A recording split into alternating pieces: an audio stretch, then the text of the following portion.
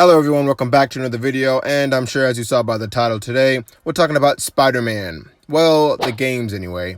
With the announcement about 2 weeks ago of a new confirmed Spider-Man movie on the way, I thought it couldn't be a better time to talk about this subject. Spider-Man is my favorite Marvel superhero, and no, this isn't because of the latest Marvel Spider-Man movies that I've released. If anything, I thought those movies were decent at best. But I've been a fan of Spider-Man for as long as I can remember. From the good old nostalgia days when Tobey Maguire first brought the superhero to life, to when they made a video game portraying his brilliance in that film, I felt the game Spider-Man 1 did just as good of a job as putting me in that immersion, not in the free open world aspect, but just the overall taste of what it was like to play as Spider-Man. With its stealth mechanics allowing you to hide in the shadows, so your opponents don't see you. Melee combat felt pretty good as well, and the graphics are great for its time. I don't really remember the level design too much, as it's been like 10 years since I've played the game, but there's still some of it jogged in my memory. Like when you have to fight Shark in the sewers. You've been riding me long enough. I'm gonna finish you once and for all. And there's always that sound the alarm mission. Sound the alarm! Not to mention the game also allowed us to play through a lot of what happened in the movie, with adding its own touch on it. But in today's video, we're not talking about that game. We're talking about the game's successor, Spider-Man 2, and how it compares with the current best Spider-Man game, Marvel's Spider-Man for the PlayStation 4. In this video, I will compare its pros and cons to each other, and at the end of the video, give you my opinion on what I think deserves the #1 spot as the best Spider-Man game of all time. But before I do that, I will give you guys a brief review on both of those games, so that you get the gist of those games, if you haven't already played them. With that being said, let's get on to the actual topics within the video. Spider-Man 2 is a 2004 action-adventure video game published by Activision. Now, there are two versions of this game, the console versions that were developed by Treyarch, and the other versions that had various different developers. However, in this video, we are only covering the console versions. The game is an open world with various iterations based on the film, while also incorporating additional material from the comic books. While the movie only consisted of the villain Dr. Octopus, this game also consists of him, while incorporating other villains such as Rhino, Mysterio, Puma, and villains like Shocker and the Vulture, returning from its predecessor. Spider-Man 2 takes place 2 years after the events of the first game, with the first ending with the accidental death of his foe, the Green Goblin. While contemplating that, Peter Parker is still having trouble balancing out his superhero life with his civilian life, frequently being late or absent for school, and can't decide whether he's going to ask MJ on a date or not, all while constantly hearing how much his best friend hates his alter ego. The gameplay for Spider-Man 2 differs from its predecessor, as the first game consisted of you completing missions without an option to do anything else. The second game opens up in a big way and lets you explore New York City for the first time, with a variety of mini-games and side missions to play, and just cool activities to participate in the world. It was also innovative in the physics-based algorithms department. The game simulated Spider-Man's web swinging in 3 different dimensions, creating a new game mechanic unlike the traditional jumping or swinging of previous Spider-Man games. While experiencing all that, you'll also encounter random street thugs in the city, with their weapons ranging from machine guns, handguns, crowbars, to the fists, to attack you with. But Spider-Man has his reflexes to counter that with there being a little window for you to dodge basically all attacks, if you can time it right, which you somehow never managed to do. But with the game's hero point system, it allows you to increase his dodging skills and upgrade his moves and swinging, so you become more diverse with more movesets as the game goes on. The main missions were versatile, allowing for a variety of different scenarios to play out, and even more diverse enemies to fight with its great selection of villains to face. Plus the large variety of crimes, emergencies, and the game's vivid use of Spider-Man's abilities, all combined to make the player really feel like Spider-Man on what we consider is one of the best Spider-Man games to date, Spider-Man 2. Now on to the latest adaptation of Spider-Man. Marvel's Spider-Man is a 2018 action-adventure game developed by Insomniac Games and published by Sony Interactive Entertainment. And this version is inspired by the long-running comic book mythology and adaptations in other media. The main story takes place in the usual Manhattan, as the superhuman crime lord Mr. Negative orchestrates a plot to seize control of the New York City's criminal underworld. When Mr. Negative threatens to release a deadly virus, Spider-Man must find a way to stop him and protect the city, all while trying to maintain his complicated lifestyle as Peter Parker. Unlike Spider-Man 2, this game has its own narrative, taking pieces from its media adaptations and the comic books to make a pretty interesting story altogether. The game is also an open world set in the borough of Manhattan in a fictionalized version of modern-day New York City, and it is presented from a third-person perspective view, giving you access to Spider-Man and allowing the camera to be rotated freely around him. The primary playable character is Spider-Man, who can navigate the world by jumping and using his web shooters to swing between buildings, running along walls, and automatically vaulting over obstacles. The game adds a cool new mechanic that allows you to precisely aim webs at buildings and walls and pull yourself towards whatever you marked. Or actually, you just need to aim at any physical object in general and you're good to go. The momentum and speed of swinging can be controlled by releasing the web at specific points to gain height or move more quickly. The game also features an option to fast travel within the New York City subway system. But I don't see why you would want to fast travel in a Spider-Man game. I mean, it's Spider-Man. Combat is enacted using 3 buttons, one for dodging, one for physical strikes, and one for web attacks. Webbing can be used to incapacitate enemies and stick them to nearby objects. Also, enemies who are knocked from great heights are automatically stuck to a nearby surface and a web cocoon, preventing them from dying. Spider-Man can also use the overall environment to fight, jump off walls, and throw objects like manhole covers, grenades, along with his own webbing attacks to restrain enemies. Successful and consecutive attacks build focus, which can partially be used to heal Spider-Man, and when your focus is full, you can perform special attacks. Just like Spider-Man 2, Spider-Man possesses a spider sense ability, which is shown as a white icon above his head, basically indicating an attack is heading towards him. These attacks can be dodged easily if you precisely dodge it at the right time. However, if you precisely dodge at the right time while the hit almost attacks you, then Spider-Man will perform a counterattack against the enemy. Spider-Man also has access to a variety of skills, which allow you to upgrade his moves and gadgets from the basic level of fighting to the advanced Spider-Man we all know and love. Also, speaking of gadget skills, you can upgrade. Yes, Spider-Man has gadgets in this game, which are a part of his suit and allows for more diverse combat. In Marvel Spider-Man, you mainly play as Spider-Man, hence the name of the game, but you also have a chance to play as some of his friends like Miles Morales and Mary Jane. Only briefly though, as you're mainly taking pictures of things and sneaking or running around. Now with that being said, you guys should now have the gist of Spider-Man 2 and Marvel Spider-Man. Not to a thorough degree, just to a specific degree where you guys kind of understand the basics of each game and the concepts of them. So when I compare them, you won't be too lost. And with that being said, let's get on to the actual comparison. Now, let me start off saying I think both of these games are the best Spider-Man games of their times. But only one Spider-Man game can remain the best Spider-Man game of all time. So with that being said, let's actually compare. And how I'm going to do this is I'm going to base it off of 3 categories: narrative, gameplay, and side quests. I would like to compare their soundtracks as well, but when have you ever heard someone say, I'm buying this game because of its amazing soundtrack? Yeah, that's what I thought. First off, let's compare the narratives. They both have great narratives, but which did better than the other? Well, Spider-Man 2 based its narrative off the movies and adds some of its own 2 cents to it, which sounds great when you think about it. Also, when you don't have to let people know what the story is or where it's going, it leaves a lot more room to improve on the actual narrative itself. And I think in some ways they did do that, and in most they didn't. They couldn't manage to actually give you that feel of the actual Spider-Man 2 movie, not the way they displayed the cutscenes. They could have been a lot better. Parker, I don't pay you for your opinion, Parker. I pay you for photos. Well, Let me guess. You don't have any pictures, do you? You're fired. Come back when you get me shots of that red and blue wacko. Not only that, but I thought the dialogue for the game was good as can be when I was younger. But when you go back and look at it, you can definitely see there's something off. Oh. Really? Huh. Really? Is that all you have to say? Oh my gosh. I have to go. Of course you do. I'm really sorry, MJ. I really want to talk more. I'll call you. And there's really not an excuse for this game in that department.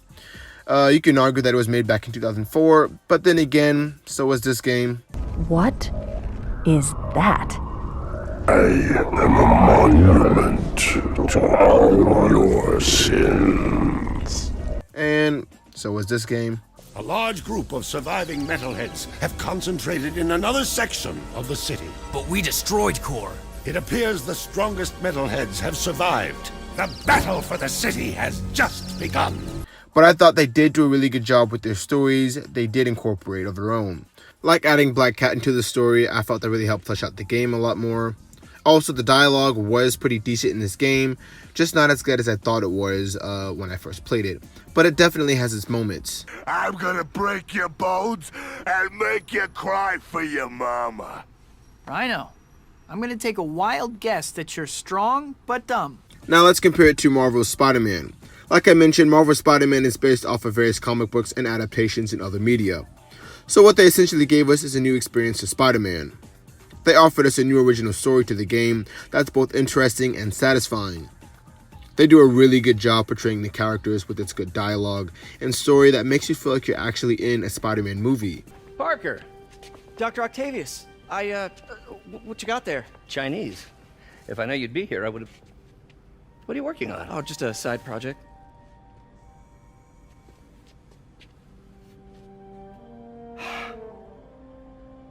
Of course. Don't get me wrong, it's not the best Spider-Man story ever. I'm gonna go, Do your thing. But they did branch out with something unorthodox, and I think it really paid off. Even though it's a story of their own making, that gives them more depth, I feel like, to kind of expand these characters and kind of create their own stories to them. So you really feel immersed in whatever character you're interacting with. Though there's a lot of cliche tropes in the game, and there is some cheesy scenes that you do encounter in the cutscenes, but I think overall they do a good job of, like I said, branching out in this department and giving you a different feel of a Spider-Man game that kind of does make it feel like a movie and just an overall new experience. That's what I think a lot of fans liked about the story. So if I have to give the narrative to either one of these games, I think it's pretty obvious that this one goes to the Marvel Spider-Man. Now on to the good stuff, the gameplay. This is where things get kind of tricky. Spider-Man 2 revolutionized the Spider-Man game genre as we know it, with its incredible diverse combat system that lets you upgrade and improve with its hero point system. And the way they go about explaining this combat is brilliant when you first start off the game. I feel they really make you feel comfortable and really allow you to get the gist of the controls before you experience the city in a very charismatic way. Let's get this show on the road. See that little doohickey? That's your destination marker, and it tells you how to get where you need to go. Clever, huh? And speaking of city, it's what made Spider-Man 2. It took a huge jump from its original, still swinging in the city, but kind of your web's going straight up into the sky, and you kind of just landing on buildings and going in certain specific areas and certain missions. Rather than actually experiencing the world, you were kind of just living as Spider-Man and just taking on missions in Spider-Man 1. But this one does the exact opposite, as it lets you experience the city for what it is. And whether that's random people screaming your name when you're swinging about, Look, it's Spider-Man! or climbing up to the highest building and jumping off of it, Spider-Man 2 City was a great experience, and it's always something to remember. And when you first start off in the city, fighting the street thugs is a blast. However, this does start to get repetitive when you encounter them over and over again. But I think this was balanced out by its enthusiastic story missions. I think the variety is definitely here in these missions, as you might be pulling off multiple tasks at once, or simply just fighting one enemy at a time. And I think it just made you excited to play the next story mission. However, it did kind of feel like a letdown when you would have one good story mission, and then the next would be a trailing Black Cat mission. So that kind of sucks, but I think for the most part of it, I think it really set this game apart as one of the best Spider-Man games because it utilized its city in a great way with its impressive level design and yet interesting enemies and challenging enemies at the same time. However, another annoying part about all of this is that when you transition from one story mission to the next, it's not that seamless as you do have to collect hero points. And I think the hero point system is good in the sense when you're trying to increase your skills, but it's the exact opposite when you're trying to finish the game. So if you're trying to gun and finish this game really quick, well, you have to collect about 3,000 or 4,000 points before you move on to the next mission, which becomes a tedious process, and that's when fighting the street thugs in New York City really become a problem. Now, let's compare it to Marvel Spider-Man, and boy do we have a close one, because Marvel Spider-Man excels in this department as well. The combat for this game is definitely more improved than any Spider-Man game out there. It's diverse, fluid, and fast-paced, giving you the use of not just your abilities, but also for new addition to the game, gadgets, which really helps to extend more combos and just better outcomes of the fight. The world is vivid and stunning, with it being the best looking Spider-Man game to date, and the sounds of everything going on around you really makes it feel like New York City than any other Spider-Man game has ever done. I think the level design is really good as well, but I think this time around it's more expected, and I wouldn't call it really a game changer, but it does do a great job of you taking advantage of the city around you. It also goes one up with allowing you to experience more than one character as you progress through your relationship with Miles Morales, which is one of the best additions to this game in the sense of narrative. But we're not talking about narrative, we're talking about gameplay. And if you're talking about gameplay, you don't actually get to play as Miles Morales as Spider-Man, but you just do some stealth activities and taking pictures, and you run around and stuff with him. It's not really that fun. It was just a way to develop his character, and I think they do a great job doing that. But if you're looking to have fun as playing Miles Morales, yeah, you're definitely not going to be having fun there. There was also a lot of drawbacks to this game as well. People did complain about the frames being locked in at 30, even on the PlayStation 4 Pro, as well as people did really enjoy playing as Mary Jane, which is understandable. We only wanted to play as Miles Morales and as Spider-Man, but instead we got to play as Miles Morales, the human version, which wasn't really that fun, and we got to play as Mary Jane, which is something nobody asked for. Plus, when you continue playing through each mission, they do start to feel similar, and I would definitely say that these were the biggest flaws that the game had. This one's a tough decision because they both take advantage of New York City in different ways. I think Spider-Man 2's levels is more creative and more diverse than Marvel Spider-Man, but I think ultimately this goes to Marvel Spider-Man as well, and that's because the most exciting thing about a Spider-Man game is the open world. And though I think Spider-Man 2 does do a great job with this, the Marvel Spider-Man just makes it look and feel that much more better. And I think that's thanks to sheer evolution of what the previous Spider-Man games did. They created this big open world to just let you explore and play around with. And you really utilize all the gadgets and weapons you're given to explore and do so many things with. So I think it really just comes down to how the game has evolved. And I think Marvel Spider-Man evolved into this thanks to the previous Spider-Man games. And that means thanks to Spider-Man 2. So in a way, you have to thank both of them in the way they both win, I guess. But if it ultimately goes to one, it's going to go to Marvel Spider-Man. Now, finally, let's compare the side quests. Spider-Man 2 has more side quests than actual side missions. And I think these side quests really help make up most of the game, as it's largely a part of the world, and this can range from helping kids retrieve their lost balloons and taking pictures for the Daily Bugle. There's also challenges that make you do tricks to earn points. There's tokens in all the way around the world, which can be a really fun activity to do when you're just roaming the city. There's arcade mini games, and most importantly, there's pizza missions. There's also a fight arena that you can unlock with your hero points, and this gives you access to a warehouse that allows you to go back into the past and fight the bosses that you previously faced throughout the game. I think all of these side quests help make Spider-Man 2 into the game that we all remember and love, because it really helps flesh out everything in a very fun and creative way. And it helps us get a break from the incredible story missions and street thugs that we were playing throughout our experience within the game. It also, to me, really helps this game go from a 10-hour experience to a 30-hour experience because of the variety they give you. Now let's compare that with Marvel Spider-Man, and it's more of a vice versa in the sense that the side missions actually feel like side missions and not really like side quests, and in my opinion, that's where this game really lacks. Don't get me wrong, the side missions are really fun and challenging to unlock, but I think that's what the story's for. And yeah, it would have been cool to incorporate a little bit of side missions, but when you have the majority of them as side missions, that doesn't really balance out this game. I feel like, they should have done more side quests, and that would have helped this game out a lot more. But I think these side missions are pretty cool as well, because they range from you having to do various tasks, like jamming Wilson Fisk's signals, or collecting evidence by either taking pictures throughout windows, or using your spidey senses to find in a nearby area. I think they do a good job in utilizing Spider-Man's skills and abilities in the best way possible, but I think they did that throughout the story missions as well, and I don't think it really differentiates too much from the actual main story, so I wish they would have done that differently. So I'm going to have to ultimately and obviously give this one to Spider-Man 2, because I thought the mini games really helped balance out the game more, and it gave it more versatility. Not to mention, these games also bring back a ton of nostalgia. Now, I think both of these games are really great, as you all know, and as you've learned from this video, and I think they have every right to be the best Spider-Man games of their time. But like I said, only one can be the best Spider-Man game, and I think that title goes to Marvel's Spider-Man. Yes, as much as I like the original Spider-Man, I felt this one really stepped up to the plate, giving us exactly what we wanted in the Spider-Man game. And although it did lack a few things here and there, I think this game really improved from all the previous Spider-Man games we've had. And not really in the sense of depth, but just in the sense of overall gameplay and giving us what we really wanted. I think the story was on point for them giving us a new experience. I think the fighting was really improved with them giving us a very fluid and fast-paced style. And I just think they gave us a beautiful open world to enjoy all this in, with a lot of gadgets and weapons to utilize.